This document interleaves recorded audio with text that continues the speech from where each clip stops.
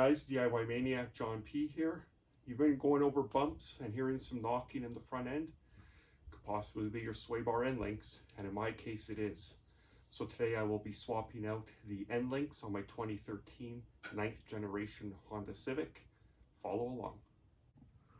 So the first step to removing the end link is obviously getting the car up in the air, the tire off, safely secured on jack stands.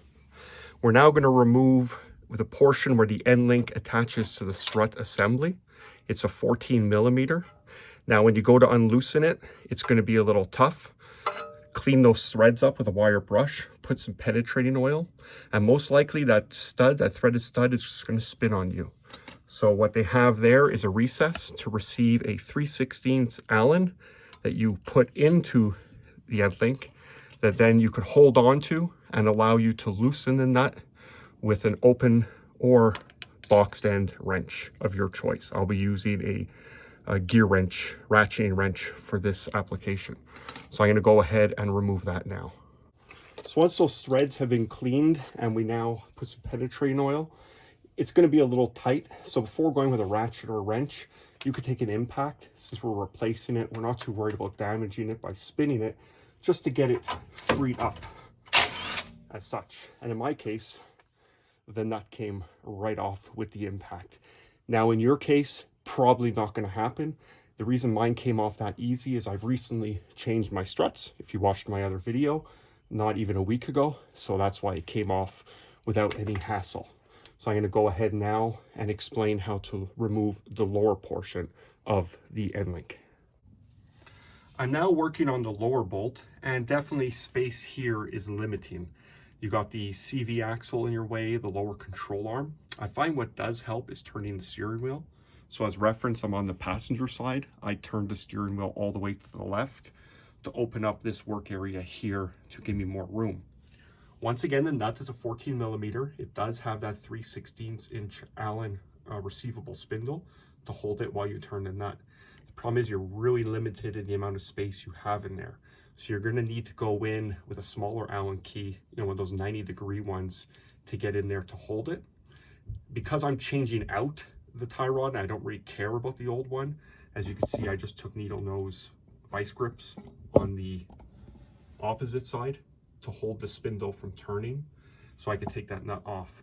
Upon installation, I will be using the right Allen key to make sure I could tighten up that bolt adequately. So I'm going to go ahead now and remove that bolt completely.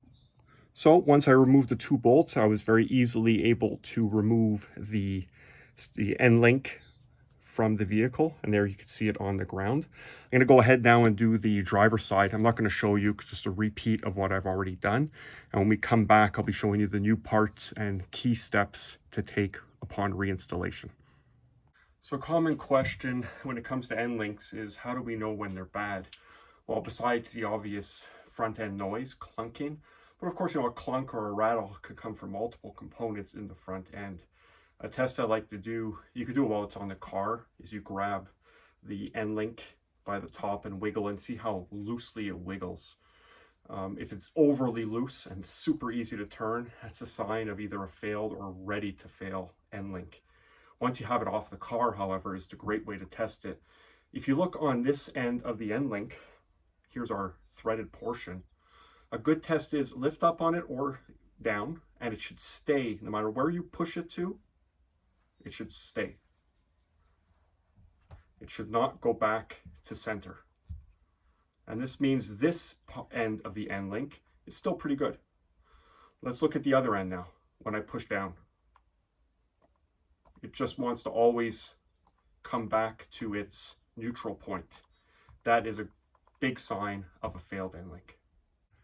FedEx showed up with my Rock Auto order. So here we have the replacement parts I went with. It's the Moog suspension components, front stabilizer links. Yes, there's the love-hate relationship with Moog suspension. These are the ones I decided to go with. They were about $25 Canadian a piece. The one advantage I like with Moog is it has greasable fittings. So you have your grease certs, so you could add grease part of your yearly maintenance. I like that, and I wish the OE ones had that included. The other thing I like, instead of having the receiver for a hex Allen key, it has for a wrench. A 19mm wrench can be placed on this nut to hold it while you tighten and torque down the nut. So that's quite the advantage as well. I really like that. If you want to know left to right, they look identical to me. I'm assuming it's just the way the grease zerk is placed, but who knows?